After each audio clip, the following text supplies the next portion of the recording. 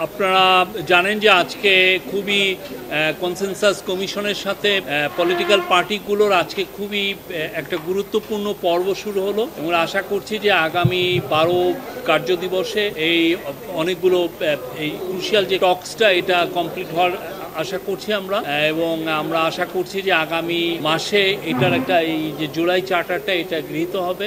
আর জামাত ইসলামীর সাথে আমাদের কথা হয়েছে, আমরা আশা করছি কালকে তারা এই টক্সে জয়েন করবে। আমরা কালকে আপনারা দেখেছেন যে আমরা একটা প্রেস রিলিজ দিয়েছি, এখানে স্পষ্টভাবে বলা আছে এবং আগেও বলা আছে যে এটা জুলাই মাসের মধ্যে হবে, যে আগামীকাল আমরা আশা করছি যে জামাত ইসলামী আগামীকাল জয়েন করবে। তাদের সাথে আমাদের কথা হয়েছে, না একটা একদিন অ্যাবসেন্ট হতেই পারে, বাট কালকে থেকে তারা খুব ভালোভাবে থাকবে। আমরা সোফার জানি না, বাট আমরা একটা আশা করছি যে কালকে তারা জয়েন করবে। আমরা মনে করি আমরা সর্বোচ্চ নিউট্রালিটি মেনটেন করছি, আমরা সবার কথা শুনছি।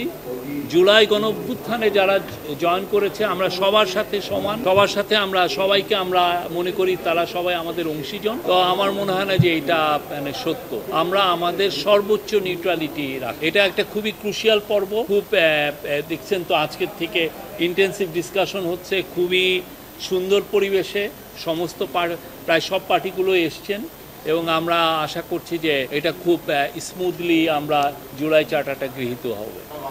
এটা আমি তো আজকে বললাম যে আমরা মনে করি আমরা সম্পূর্ণ নিরপেক্ষ, আমাদের কাজে এবং আমাদের কথায় আমরা সম্পূর্ণ নিরপেক্ষ, এবং যারা আমাদের এই জুলাই অগাস্টেরও গণঅভ্যুত্থানে ছিল যতগুলো পার্টি যারাই ছিল সবার প্রতি আমরা সমানভাবে নিরপেক্ষ।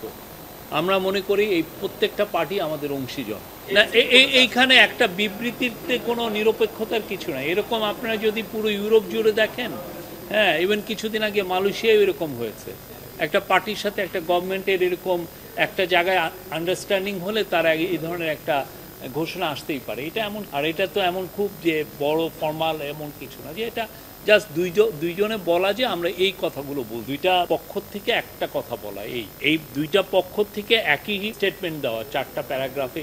আমরা তাদের সাথে আজকে কথা বলেছি, কালকে ইনশাল্লাহ তারা আশা করছি তারা জয়েন করবে।